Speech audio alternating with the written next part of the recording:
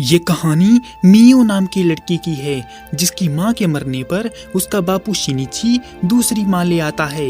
लेकिन उसका बिहेव मियो के लिए अच्छा नहीं होता और उसकी बेटी काया के जन्म लेते ही उसका अत्याचार मियो पर बढ़ जाता है और उसकी हालत एक नौकरानी जैसी बन जाती है, जबकि उसके बापू भी उन्हीं का साथ देने लगते हैं। साइमोरी खानदान के घर में मियो की सौतेली बहन और माँ उसको डांट रही हैं, क्योंकि उनको उसकी बनाई चाय पसंद नहीं आने पर उसको भला बुरा कहने लगती हैं, जिसको सुनकर मियो को काफी बुरा लगता है। एक दिन उनके घर पर मिस्टर तात्सुसी नाम का आदमी आता है और उनके घर में नौकरानी खुसुर पुसुर करने लगती हैं कि मिस्टर तात्सुसी शिनिची की लड़कियों का रिश्ता लेकर आए हैं। और ये बात मियो के कानों तक भी पहुंचती है और जब वो झाड़ू लगा रही होती है तो वहाँ एक कोजी नाम का लड़का आता है और वो कहता है, अरे मिस मियो, आप तो बहुत काम करती हैं। मैं अपने पापा के साथ आया था।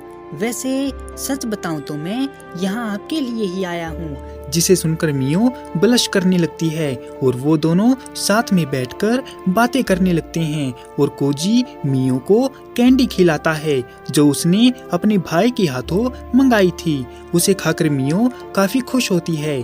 कोजी कहता है, मिस मियो, मैं आपकी खुशी के लिए कुछ भी कर गुजरने को तैयार हूँ और हर मुमकिन कोशिश करना चाहता हूँ ताकि आप खुश रहें और आपके चेहरे पर हमेशा मुस्कान झलकती रहे।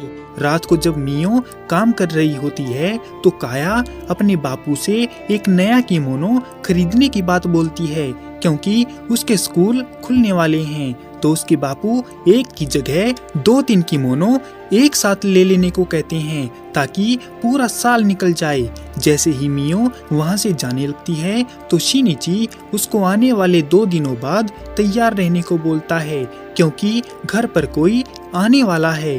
अपने कमरे में जाकर मियो सोचने लगती है कि उसके बापू अच्छे से जानते हैं कि घर में उसका लेवल एक नौकरानी के बराबर है, तो उन्होंने मियो को तैयार रहने को क्यों बोला।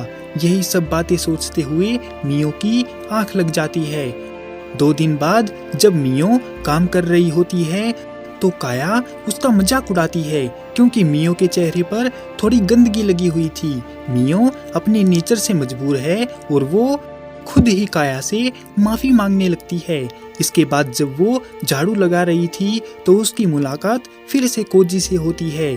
मियो उसे देखकर खुश होती है और उसकी तारीफ करती है, क्योंकि वो सूट बूट पहन कर आया था। कोजी ने बताया कि वो कुछ काम के सिलसिले में उसके बापू से मिलने आया है और मियो को मिठाइयाँ देकर कहता है कि उन्हें घर के नौकरों में बांट देना। इतना कहकर कोजी शिनिची के रूम की तरफ चला जाता है और तभी एक नौकरानी मियो को बुलाने आती है, क्योंकि उसके बापू ने उसको बुलाया था, जैसा कि उन्होंने 2 दिन पहले कहा भी था। जाते टाइम मियो उम्मीदें लगाने लगती है कि ये सब उसके और कोजी के रिश्ते के लिए हो रहा है, लेकिन वो अपने मन को समझाती है कि उसे इतनी उम्मीदें भी नहीं लगानी चाहिए, क्योंकि जब उम्मीद टूटती है तो साथ में दिल भी टूट जाता है। वहाँ पहुँचने पर मियो परमिशन लेकर अंदर जाती है और बैठ जाती है। उसके बापू ने बताया कि कोजी यहाँ इसीलिए आया है क्योंकि साइमोरी और तात्सुसी खानदान में रिश्तेदारी होने वाली है और कोजी का जिस लड़की के साथ रिश्ता होने जा रहा है वो है काया साइमोरी। ये सुनकर मियो का दिल टूट जाता है और वो मन ही मन कहती है कि मुझे पता था ऐसा ही कुछ होने वाला है, इसीलिए मैं इस पल का जख्म खाने के लिए पहले से ही तैयार थी। जाहिर सी बात है, एक नौकरानी को अपने घर की बहू कौन बनाएगा। मेरी किस्मत में ऐसा घर लिखा ही नहीं है। तभी उसके बापू ने बताया कि उसका रिश्ता कुडो फैमिली के लड़के कियोका कुडो से होगा। वहाँ पर कोजी को छोड़कर सभी इस बात पर हंसते हैं कि मियो का रिश्ता कुडो फैमिली में होगा। उसके बापू ने नाराजगी जताते हुए कहा, इस बार मेरी नाक मत कटवाना और तुम कल होते ही अपना बोरिया बिस्तर बांधकर कूडो मेंशन के लिए निकल जाना। मियो कमरे से बाहर निकल आती है और बारिश होने लगती है। थोड़ी देर बाद कोजी भी बाहर आता है और वो बारिश में खड़ी मियो को देखता है। उसे यहाँ आने से पहले वो बात याद आने लगती है जब वो अपने पापा से बहस कर रहा था। ये आप क्या कह रहे हैं? मुझे बिल्कुल भी मंजूर नहीं है। आप अपने फैसले का दबाव मुझ पर इस तरह नहीं दे सकते। देखो कोजी, मैं दोबारा नहीं बोलूंगा। तुम्हें काया से ही शादी करनी होगी और भूलो मत, तुम्ही ने ही मियो की मदद करने को बोला था और इसीलिए ही मैंने मियो के रिश्ते की बात कूडो फैमिली में करवाने की बात कही थी और कम से कम वो उस घर से तो निकल जाएगी। लेकिन ऐसा करने के लिए आप काया को मेरे पल्ले क्यों बांध रहे हैं? क्या आपने ये नहीं सोचा कि मियो क्या चाहती है? बस कोजी, बहुत हो चुका। ये मेरा फैसला है और इसे तुमको स्वीकार करना ही पड़ेगा। प्रेजेंट में बारिश में खड़ी मियो एक कटे हुए चेरी ब्लॉसम के पेड़ को देख रही थी जो उसको उसकी माँ की याद दिलाता था। जब भी मियो दुखी होती थी तो इस पेड़ के पास आ जाती थी, लेकिन अब तो वो पेड़ भी कट चुका है। तभी वहाँ पर कोजी आता है और मियो से माफी मांगता है क्योंकि वो मियो को मदद नहीं कर पाया, जिस पर मियो कहती है कि कोजी अपने आप को ब्लेम ना करे, बल्कि उसी की किस्मत खराब है और उसे किसी बात का दुख भी नहीं है। शायद कूडो फैमिली उसके लिए अच्छी साबित हो जाए। कोजी ने कहा, मियो, तुम्हें मुझ पर गुस्सा तो बहुत आ रहा होगा ना? कृपया करके मुझे माफ कर दो। मैं बस तुम्हारी खुशी चाहता था और तुम्हारे साथ ब्यूटीफुल मोमेंट को जीना चाहता था। जिस पर मियो बड़ी नरम आवाज में कहती है कि क्या कहा आपने मिस्टर कोजी? गुस्सा? अरे वो तो सालों पहले ही आना बंद हो गया था। तभी उनके बीच में काया बोल पड़ती है कि वो यहाँ बारिश में आखिर कर क्या रहे हैं। आज तक कोजी ने जो कुछ भी उसके लिए किया है, मियो उसके लिए शुक्रिया बोलकर वहाँ से चली जाती है।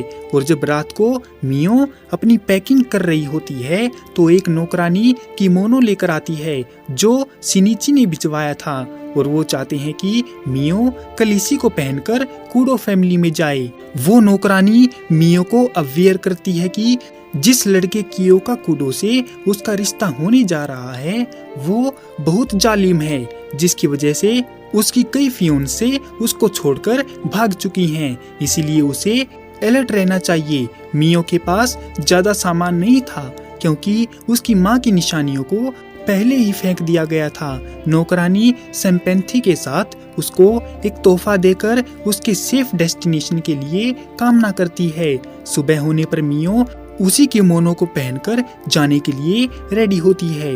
वो आखिरी बार अपने घर को देखती है और कुछ टाइम के लिए फ्लैशबैक में चली जाती है जब उसकी माँ उसी चेरी ब्लॉसम के पेड़ के सामने खड़ी थी। इसके बाद उसकी माँ उसे छोड़कर चली जाती है और मियो बहुत रोती है। उसके बापू ने देखा कि चेरी ब्लॉसम का पेड़ भी सूख चुका है और वो एक दूसरी औरत को घर ले आते हैं जो मियो को अजीब ढंग से घूर रही होती है। और जब काया हुई तो सबने उससे मुंह मोड़ लिया और भेदभाव शुरू हो गया और उसे काफी डांट भी पड़ने लगती है। सूख जाने की वजह से पेड़ को भी काट दिया जाता है, जिसे लेकर मियो बहुत रोती है। प्रेजेंट में इन्हीं सब बातों को याद करके मियो अपने घर से निकल जाती है और ट्रेन से एक लंबा सफर करके मियो उसी जगह पहुंच जाती है जहां कूडो मेंशन है। एक सुनसान से जंगल नुमा रास्ते को देखकर मियो समझ नहीं पाती कि कूडो मेंशन यहाँ क्यों है। पैदल रास्ता चलकर मियो कूडो मेंशन के एड्रेस तक पहुंच जाती है और जब मियो नॉक करती है तो एक बूढ़ी केयर टेकर दरवाजा खोलती है।